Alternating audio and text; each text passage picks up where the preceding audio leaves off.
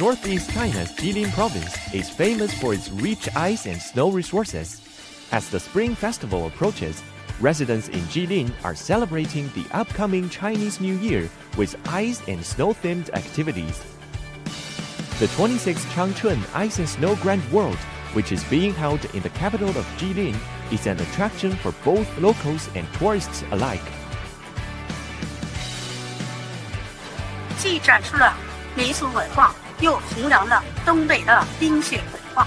在这里，我要剪一些民俗的，或者是孩子们喜欢的小兔子，祝大家兔年吉祥，喜庆安康。平时孩子在家里非常喜欢剪纸，然后刚才剪纸的老师也送给了孩子一个手工剪制的小兔子，孩子非常开心。The Chinese Lunar Year for 2023 is the Year of the Rabbit in accordance with the Chinese zodiac. The Spring Festival or Chinese New Year falls on January 22nd this year.